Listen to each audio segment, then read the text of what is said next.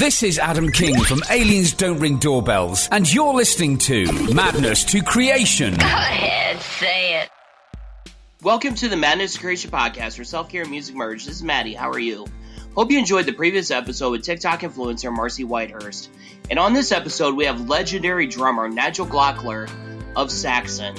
And recently, SAXON released their cover album entitled Inspirations, which absolutely takes the SAXON twist on so many of your favorite classic songs. Like, for example, imagine SAXON covering Painted Black by the Rolling Stones. Imagine SAXON covering Immigrant Song by Led Zeppelin. Imagine SAXON covering Evil Woman by Santana. And also Stone Free by Jimi Hendrix. And also, their cover of Hold the Line by Toto is absolutely killer. And it was just a fun, spirited, lively discussion with an old British chum. And Nigel talks about how Cream influenced their music. And also talks about his relationship with the legendary wrestler of AEW and also lead frontman of Fozzy, Chris Jericho.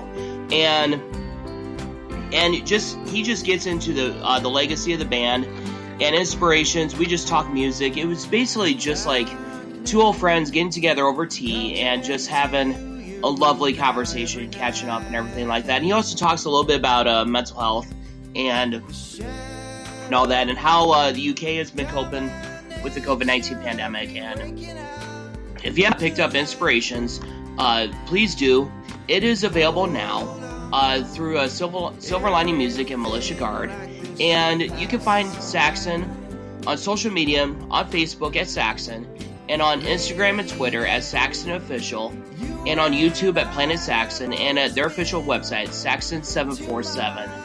And also find them at Madness to Creation on Facebook, TikTok, and Instagram at Madness to Creation, and on Twitter at MTC Madness. And also follow us on Spreaker, Spotify, SoundCloud, YouTube, JioSaavn, and a host of other digital streaming platforms. If you want to be on this podcast, I would like to bring random people on to discuss mental health and music. Just email me at madnesscreation@gmail.com. I would love to have you on. And I kind of want to go beyond just having musicians on, just kind of bring about a different platform. And on that note, here's our conversation with Nigel Glockler of SAXON. Take it away, Nigel.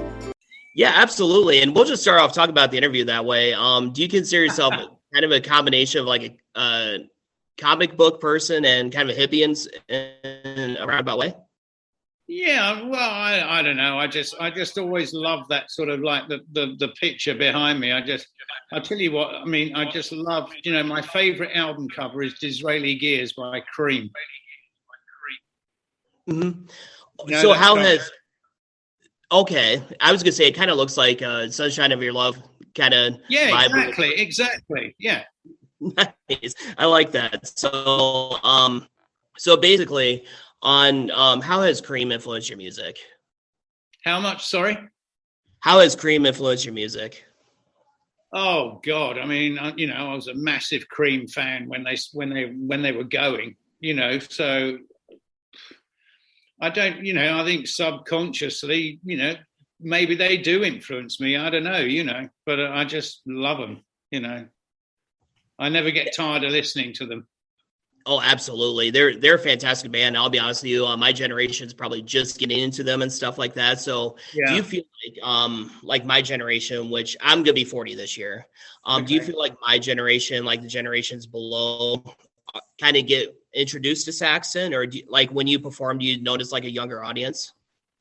Yeah. I mean, we do. We get quite surprised that in the front row are really young kids a lot of the time, which is great, which just goes to show that music's like sort of going round and transcending to the next generation and stuff. Yeah, so how do you feel, like, just in general, like, kind of a question I've always wanted to ask, like, in terms of the Grammys not focusing on rock music and metal music like they should, do you feel offended by that, or is it kind of one of those things where music isn't about the awards? I mean, I understand what you mean. I do think, they tend to sort of, I'm trying to think of the right word. Yeah, I mean, they shouldn't ignore it because, it's just as important as everything else. Right. Rock music is just as important as every other side of music, and I find they seem to concentrate on maybe 2 or 3 certain genres, and I don't think that's right. Yeah, I agree with that. And I always attribute Saxon to helping a band like Fozzy get going, because that's when I first heard Fozzy, is when they provided support for you guys. So do you still keep it? Okay. Yeah, that was a good tour. That was great. Yeah. So do you still keep in touch with like Chris Jericho to this day and stuff? Yeah. Occasionally we send each other crazy pictures and stuff, you know. So it's like, oh yeah, and then, you know, when we tour, like when we play down near where he lives, he comes to see the shows if he's around and stuff. So yeah, it's cool. Yeah, does he have any songs that he requests from your catalog that he's like, hey guys, you have to play this song? He actually, it's really funny. He sent me a text. There was something, I think it was in Crusader. It's a drum fill I do in Crusader, and he just sent me a text saying that's my favorite ever drum fill. Yeah, how does that feel that like part of your legacy is that you've influenced so many like drummers, and whether it's in the metal or in the hard rock genre, how does that feel like people attribute you as one of their major influences?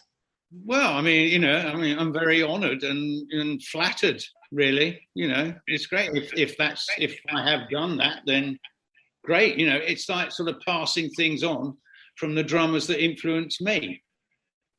You know, so it's all... Yeah, absolutely. Yeah, absolutely. And I'm at a day job, in case you haven't noticed out. So I'm a school teacher today, and I just happen to have a break right now. So how do you feel like music education has played a role in your drumming and in life in general? Sorry, you broke up a bit then. Say that again. Okay. Yeah, sorry about that. How do you feel music education has played a role into your life and into your drumming? What, music education, did you say? Yes, sir. Yeah. I mean, I had a few, you know, so I started drumming when I was 7 years old. And I started having a few lessons and everything, but I mean, basically I'm sort of self-taught from a drumming point of view. The only sort of real thing I went for was to have lessons to read. Read drumming, but because at a certain time it was, I can't remember what year it was, I really wanted to get into session work, and at the time you had what they call session fixers. So this sort of company used to have musicians on its books. So you'd be among a pile of drummers, and then some artist or record company would go, we need a drummer for so and so and so and so. So who's that? So he said, you've got to read. So I had lessons for this, and I started doing session, never ever used it. Mm-hmm. Yeah, absolutely. Because you always get the demos, and then you always rehearse. Or, you know, not always rehearse, but you always get the demos. So by the time I got to the studio, I knew what I had to do. Mm-hmm. Or you try things out, you know. Yeah, is there like any drumming techniques that you have tried lately that you have not tried yet? Oh, I mean, oh yeah, I mean, all the time. I'm you know, I don't think you ever stop learning. You know, someone that says they know it all is an idiot, because they don't. You know, they don't. They really don't. It's like it's like all these polls and things are the world's greatest drummer. The world, there isn't one. There isn't one. It could be, you know, you can't vote for your best drummer. It could be your favorite drummer, but there's no one drummer that can do it all. Right. And I feel like when I listen to drummers, when I listen to music, like, to me, it just feels like it works specifically for that band, you know, like. Exactly. I mean, if you start doing, you know, with session work, it can be, you know, you have to learn, you know, be sort of flexible to learn other types of stuff, right? Mm-hmm. Right. But that's nothing really to do. I mean, the best drummer for AC/DC, without doubt, is Phil Rudd. Mm-hmm. Without a doubt. But that's not to take away from the other guys that have been there. But Phil's got, he's it. He nails it. Yeah, I feel like his drum fill is pack an extra punch, and that helped define the AC/DC sound. And no one grooves like him in that, Oh, absolutely. I agree 100%. So, I really have enjoyed the Inspirations cover album that you did. And, cool. Painted Black is such an awesome reimagination of the cover. And, I feel like you guys brought about that rebellious spirit that Rolling Stones had. How much of an influence were the Rolling Stones into the music of Saxon? For me personally, at the time, as I say, when I started playing when I was 7 years old, obviously I was listening to the Beatles and the Stones, so probably subconsciously that sort of stuff crept in. But they never really sort of influenced me. As regards the Stones, I read a book, and it wasn't Keith Richards' autobiography. It was a biography someone else had written with his permission, and in it he said. It just went through the proper timeline and everything. And then they went in the studio and recorded so-and-so. And I just sort of made a note of what he thought about their albums, each album individually. And I went and, he liked a lot of the latest ones. So I went out and bought the latest ones. I'm a Stones fan now. Oh, they're great. I bought A Bigger Bang, Bridges to Babylon's a brilliant album, That's actually one of their most underrated albums, in my opinion. It's great. And the other one, Voodoo Lounge, those three for me are just killer. Oh, absolutely. I could agree more. So, just kind of with the pandemic and everything like that, were all these songs recorded throughout the Curve Saxon, or did you guys have to record them differently with the pandemic going on and everything like that? No, what happened was Biff knew someone who looked after a stately home near where Biff lives. So we thought, because let's try something different and go in there. So it was almost like Led Zeppelin used to do with Headley Grange. I think where they recorded Led Zeppelin 4. I think I might be wrong, and it was the same thing. All the other guys were in a room. They were in the room that was the library. No one was living at this house at the time because it's undergoing renovation. Mm-hmm. And I was in the big stairwell, the ceiling was like, God, I don't know how high it was, like 50 feet up, So we got a great drum sound in there. And it was a different thing rather than going into a recording studio, which was nice. It just made a change, Oh, absolutely. And in terms of Madness Creation, we cover a little bit about mental health and stuff like that. And what have you learned about yourself this COVID-19 pandemic that you did not realize before? I'm going a bit stir crazy because I like going to the pub and going out to eat, but we can't here because everything's shut, you can get takeouts, mm-hmm. But all the pubs are shut. That's the thing. I guess that because I'm quite a sociable person. Mm-hmm. That's the sort of thing I miss, sitting in the pub with a bunch of friends and having a few pints of beer and, sort of talking about what's going on everywhere and with everyone, So I miss that. So, so at the moment it's just phone calls almost, Mm-hmm. So that side of it I miss. Yeah, is that the first thing that you want to do when this is over? Is just sit down at a pub and have a few pints? Oh yeah, definitely. I can't wait, or go to the. Again, we can do takeouts, but I love Indian food, and I can't wait to go to my local Indian with a bunch of mates again, sit down and have Indian food and a few pints, Yeah, that sounds really good. So, if I were to buy you an Indian dish, what would you pick? Chicken tikka masala vindaloo hot. Is it really spicy? Oh yeah, very. Okay. Yeah, vindaloo's really hot. The next one up from vindaloo actually is fowl, which is that's pretty deadly. But it's funny. Talking about curry. Actually, a chicken tikka masala isn't really an Indian dish as such.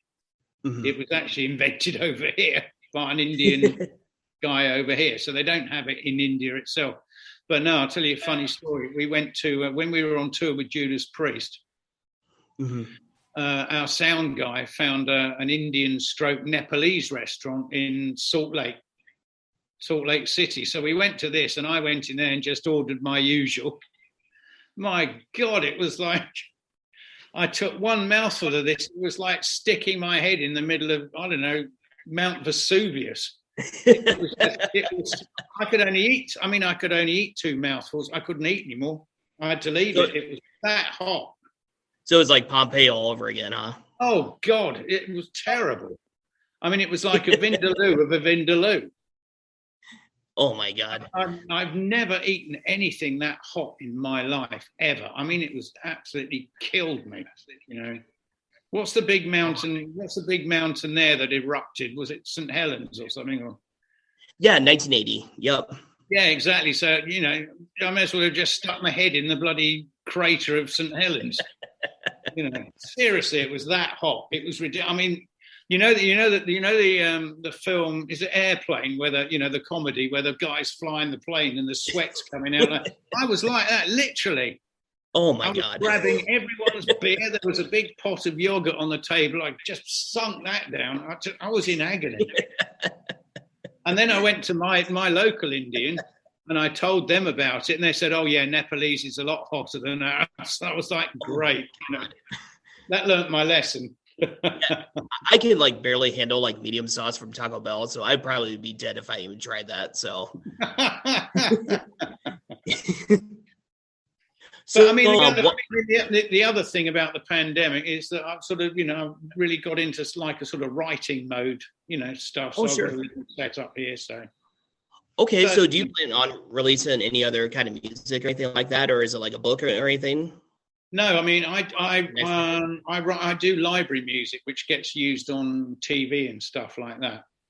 Oh, no kidding. So, like, where might have I heard your music? I didn't know this. No idea. No, I mean, I don't know where it's going. Basically, it goes to the company, and then they have everything on the website, and then production companies come and go, oh, I like that piece of music. We'll use that for their use. I mean, I've had things like Florida Animal Police, all sorts of stuff. I never know where it's going to get used until they tell me later. Oh, so it's not like you actively search to see if they've used it or. No, I mean, they put it up and people come along and say, right, we'd like to use that. So then they give them the rights to use that, Oh, that is super interesting. So would you ever release like an album of that for like your fans? Just Possibly, but generally, if I'm doing that sort of thing, it's funny because you generally write a piece of music that's, say, sort of 2.5, 3 minutes long, right? And then you have to do edits of it. So you have to do like a 60-second edit and a 40-second edit and a 30-second edit and things like this. So you have to try and rearrange it so it ends bang, bang, bang. So there's no sort of big sort of songs in it as such, because it's all instrumental. Mm-hmm. But yeah, I might put it up online somewhere. Yeah, I was gonna say I think your fans would be very interested in that. And is there? I know you have other interviews, so is there anything else that you would like to cover in terms of inspirations? Like, I mean, I'm not in any rush. You're the last one. Oh, nice. Okay. You don't have to rush. Don't worry about it. So. Okay. Ask away. Okay, awesome. I wasn't sure exactly what time frame I had. I probably have maybe 3 more minutes. Okay. Because I got to get back to my job, unfortunately. But so, like about the other video that you released, the cover by Deep Purple. What's like a memory that sticks out? Actually, you better re-say that. The internet went a bit funny then, so you went a bit garbled. Okay, sorry about that. What memories do you have in regards to Deep Purple? Deep Purple. Oh, I mean, I had Deep Purple in rock when I was at school, and I was always, and that was the first. That was the first track on it, and I was like, oh my God, drumming's brilliant on it, and it was just mad. And then Gillan started screaming. It was like, whoa, But funnily enough, actually, my party piece used to be, Child in Time.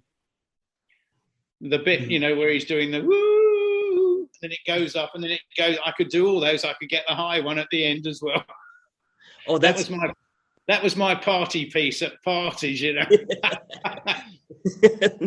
That is awesome. And like when this is all said and done, how do you want people to remember you? Just as what, music wise? Music wise, or as an individual, however you want to answer it. As an individual, I just hope people think, what a good guy, And you are. I can tell you're a very good guy. And my attitude to life is treat people how you want to be treated. Amen to that. That's all I can say about it, really. And from a musician point of view, if I've inspired someone, then brilliant. But the main thing is I hope people have enjoyed what I've done. Yeah, absolutely. And just so you know, Madness Creation is working on a book called Lighthouses in the Darkest Distances, and it's how we get through when times get tough. And one question I want to ask him pertaining to the book is, what is the soundtrack to your life? Like, is there like any songs that you look to when times get difficult, or it could be a band, or it could be an artist, or like an album or a genre? No, I mean, it totally depends on what mood I'm in, really. I mean, my favorite band, and I love everyone that's anything to do with it, and all their albums, these solo albums, what it is, Genesis. Oh man, what's your favorite Genesis song? My favorite Genesis, I think probably it's I love Watcher of the Skies. Mm-hmm. Of course, Supper's Ready. That's a good one. Cinema Show. Yeah, there's too many. I love them all. Yeah, absolutely. And probably my favorite is the song "That's All," because that used to be my karaoke when I was in college. I mean, I really loved. I know, a lot of people didn't like it, but I thought the album "Calling All Stations," with the singer from Stiltskin, I can't remember Ray, can't remember his name. It was brilliant. Mm-hmm. I mean, it's a great album. I mean, that track "Calling All Stations" is brilliant. Yeah, absolutely. And is Saxon gonna? I feel like I asked this earlier. I can't remember. Is Saxon gonna tour like this year? I don't think. Who knows? Who knows? I mean, we're not planning. We haven't got anything planned at the moment. The next gigs I know for sure are happening. Well, let's say I say for sure, are next January. Mm-hmm. Right, but I mean, whether there's going to be any festivals happening, Europe, I very much doubt it. I mean, I think we're scheduled to play a festival here in August, which was due to happen last year. Mm-hmm. Again, whether it'll go ahead, I think the whole thing's up in the air. We'll just have to wait and see, Yeah, absolutely. Hopefully we can get these vaccines out and stuff like that so we can get back to normal life, And I mean, they're doing brilliantly over here with the vaccine. I mean, there was some like ridiculous record the other day. I think it was something like 30 or 40 people a second in the country were being vaccinated. Wow. That's pretty incredible, the work you guys are doing. Yeah, it is. I was like staggered, I mean, it just needs to be done worldwide. Oh, I agree. It's got to be done worldwide, because if it's not, you're just going to keep getting it with people traveling. Mm-hmm. Yeah, we just got to get them out. So, I mean, you are getting them out over there now. I do. I watch the news over there and stuff. So you're getting there. Yeah, my second dose is April 2nd, so I'm excited to be completely vaccinated. So, my second one's 3rd of May, I think it is. So, never thought I'd be so excited to get a shot in my life, but here I am. Tell me about it. Tell me about it. Bring it on. Yeah, and any last words on inspiration? It was just, as I say, it was great fun to do. We have done a couple of covers before on albums. Did Ride Like the Wind, the Christopher Cross song before. And on Crusade, I think it was Crusader, it was Set Me Free, which was a sweet song. Mm-hmm. But this time, I think it was just great to sort of go through these things, not change them too much, just saxonize them, which you're going to anyway, because it's us playing them. It's not the band that played it originally. It's going to sound different, because of how we each of us plays. But it was great fun to do. And there's 2 tracks that aren't on the album, which are on B-sides of singles. Awesome. There's Shoot Shoot UFO, and we did One Last Cold Kiss by Mountain. Oh, okay. Yeah, so they're both out as well. It's a shame they didn't, there wasn't space to get them on the album. But I know people want, if they have vinyl, the vinyl can't be any longer than a certain time, because the grooves can't take it apparently, or you lose a lot of the bottom end if the grooves are too tight on a vinyl. Oh, definitely. So it was the same. So it was a shame they didn't make the album, but they're out there. And as I say, I just hope people enjoy them. And if it does well, who knows? We might do another one.